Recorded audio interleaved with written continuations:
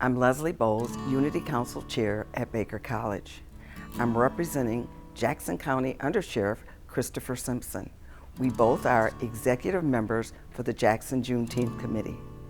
The key to any successful business is to care about the people in your community, the commitment to serve others, and the peace of mind knowing your customers' needs have been met. We now present Farm Bureau Insurance of Michigan, Beda Family Agency.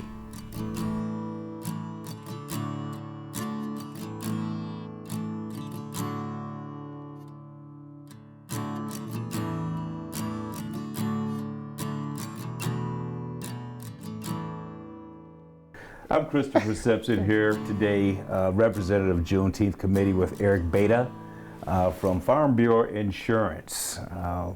The acronym potentially is FBI, as I looked at it as I walked in, but we'll keep it as Farm Bureau. How you doing today, Eric? Fantastic. Better than I deserve. Well, it is definitely an honor to be here with you today.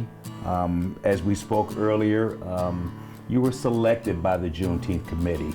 We want to showcase your business.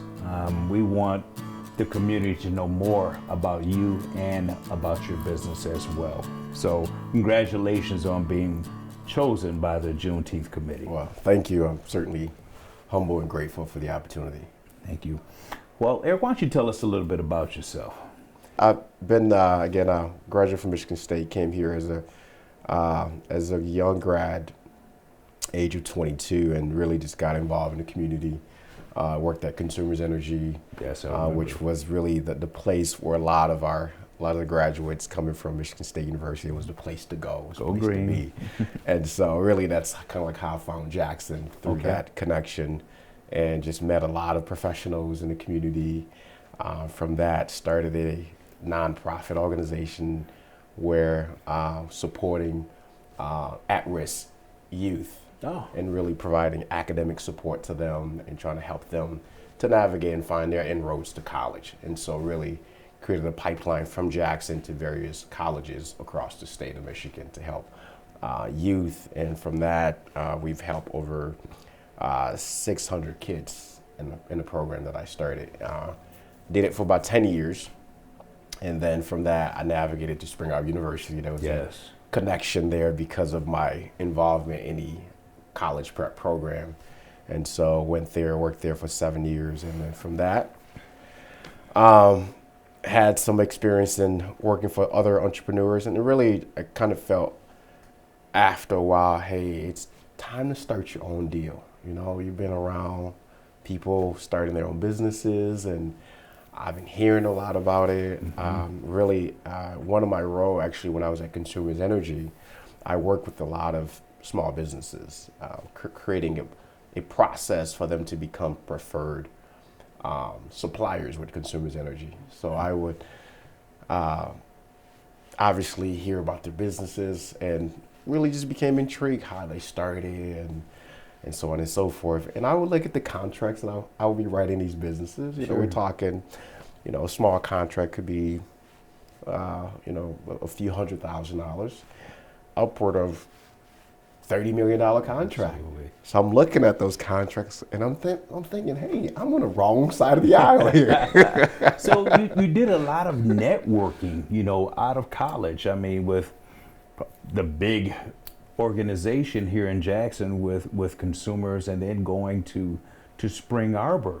Is the networking is what drew you into entrepreneurship? I think that's a good question. I've always had, as a college student, my background, obviously my studies, my undergrad is in business management. So it was in business management, as well as my master's degrees. It's a business degree, MBA. And so I've always been around the concept of business. It intrigued me since college. In fact, I started off as an engineering major after my first 2 years.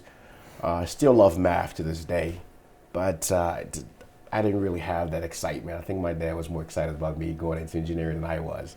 And so when I took my first business class, it was kind of like, wow, I like what I'm doing here. I love the idea, the marketing classes and management classes I was taking. I felt like a light bulb just kind of went off. And so from that time, really just started reading a lot of books about entrepreneurship and about successful entrepreneurs, and really just, and motivational books I've been reading really just kind of got me going and thinking, hey, I think I can do something like this. How long have you been doing it now? Now we're, I guess, moving in third year. Third year. Yeah, so. Third year. Kind of started it, I would say, right as COVID was kind of going up, which I would say. That's about the timeline. Yeah, 3 years ago. I would say that's not the ideal time to start a business. I agree. But I think just being the kind of person I am, I like to be challenged.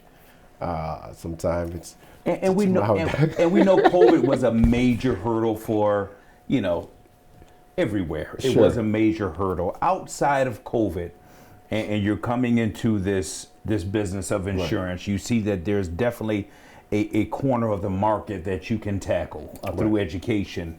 What other hurdles did you encounter? Financial, getting a business space, being licensed. What were there any major hurdles that you had to navigate, that inevitably you can pass that on to another African-American male or female who may want to open up their own business of insurance? There are definitely a lot of different things I had to think through. As you mentioned, certainly I had to be licensed through the state of Michigan. Oftentimes, I think when people want to start a business, they are not really, I should say, they're not well informed on what it actually takes financially to start the business. Okay. We tend to minimize the startup costs and just kind of think, hey, this probably takes me about, if I have a couple $1,000, I can get this thing going. But really, when you start getting into commercial space, leasing, insurance, and all these different packages that people don't really think about, it takes a little bit more than your $2,000 or whatever the startup cost you anticipated. I would say that's one challenge. Okay. What it actually may take to start the business. The other challenge is the person that is starting the business has to have the right frame of mind. Obviously, me coming from corporate environment, working for other companies, to now starting my own business, there's a shift in paradigm. Mm-hmm. You have to shift your mindset from being an employee to becoming self-employed. That's a different perspective. And then, and as I kind of talked to you earlier about, sure, I have this 4 quadrant that I kind of operate through, this 4 business quadrant, which I think it's important for really a lot of business owners to think about, or folks that want to be self-employed, is you have to learn how to shift your mindset from being an employee, that is, you used to work for someone, to becoming self-employed. And then being an employee is quadrant 1, self-employed is quadrant 2. Right, so there are 4 quadrants. So quadrant 1 is I work for Chris Simpson, or Spring Arbor University, or Consumers Energy. Quadrant 2 is I'm self-employed. I don't have the corporate backing, and I don't have the corporate support. I don't have the paid time off, all these different things that comes with being in quadrant 1. The benefit, 401k, all those things, we can go on and on. Sure. And quadrant 1, it's just you. Obviously you may have some cash behind you, but you don't have paid time off. You don't have paid sick leave, or whatever you want to call it. You don't have paid vacation time, all these different things. So it's just you, it's just you, and you have to make it work, right? If you don't wake up because you don't feel like going to work, great, the business is not running because you're not there. Or you decide, hey, I need some time off because I'm the boss and I deserve it. Great. Just so you know that your door will not be open when you're not in the office. The business is not being and then in quadrant 3, that's when you're moving from being self-employed to being an employer. So now you have people working for you. So now I can afford to take a half a day off or whatever have you. because the doors are still open. My staff are keeping things going. Quadrant 4, obviously each quadrant has its challenges. Sure. Obviously being an employer, you have to worry about obviously people coming to work on time, people are working where you're not there, and so on and so forth. Paying workers, you're paying benefits now to people in quadrant 3. And then quadrant 4 is you are moving into the stage of an investor where you can go to Florida for a week, 2 weeks, or you can go to sleep and the business is earning on your behalf. And so I think that's the mindset that as you're starting a business, have to think about, where am I and where do I want to be? And so as you think about these 4 quadrants, quadrant 1, an employee, 2, self-employed, 3, I'm an employer, and then 4, ultimately, I'm an investor. Did you have any support from some of the locals, the chamber, the DDA, the enterprise group? Did anybody reach out, or was that known to you? Well, I think obviously having the experience with Consumers Energy and working in the community, and so you had the resources then. Not necessarily I had the resources. I was aware Okay.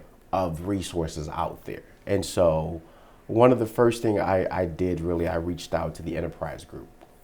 And so my good friend, Alex Maston, who is a VP there, she kind of said, hey, I was asking her about spaces I can lease in a downtown area because initially I was on Horton Road there. I felt that they was kind of far out of the way, if you will, and I wanted to be located in downtown Jackson. And so she said, oh yeah, I think the chamber may have some space available. And so I reached out to the chamber, connected with Craig Hatch, and then from there, really the conversation got going. And sure enough, I came to the facility, and it was fitting to what I was looking for. Has the location been advantageous for you? Certainly, it's great. I mean, the view, I'm right in downtown here, so I'm in the middle of the action. Sure. Do a lot of walk-ins, but I think for me, most of it has been just reaching out, networking, and connecting with other individuals, and just developing a relationship. And so I think it's important once you're in business, you have to go out and to be intentional in developing relationships with individuals and with other business owners, and see how you can come alongside and be a support to them. Absolutely. Because everyone is out here trying to make it. And so you Sure. have to kind of position yourself, how am I going to be in a position to help your business be successful? Gotcha. And so for me, being an insurance agency, I come along and providing solution to the clients by saying, well, we can save you some money, or we can serve as your insurance agency or your insurance department in a sense, though we were not working directly for you as your own in-house insurance agency, but nevertheless we'll serve as in-house support. So Understood. that and really takes the edge for a lot of the small businesses. They're like, hey, great, if you can handle all my insurance stuff, there you go, make it work. And so it's been great partnering with different businesses and individuals to make that work. So Outstanding. What do you think can be done to help Black businesses in Jackson County to be more successful? I think one of the things I've broached the subject to the chamber before.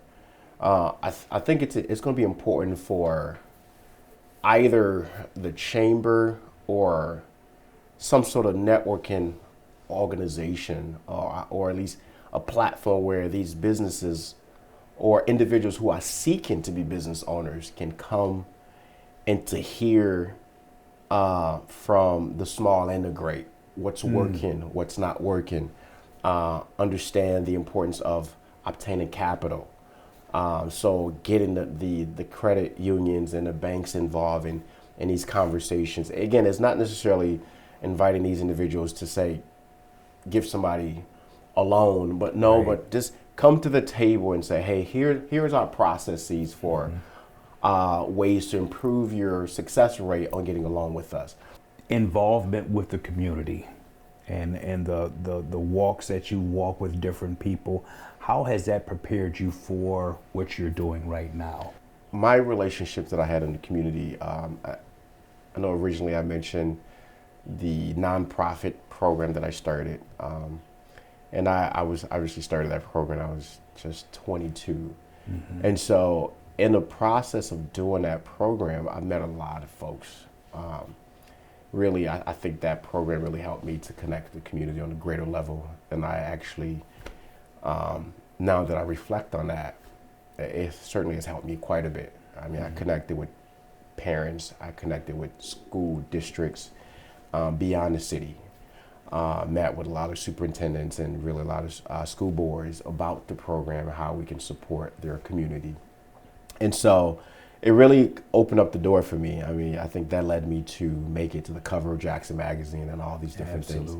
And so being out there, having these relationships, now that I'm in business, I can go back and kind of capitalize off those relationships and reach out to people and say, hey, remember me? Back when, and oh yeah, I know you, Eric. Yeah, you know, people tend to trust you more because that's that impact, that trust, right, because of a prior relationship.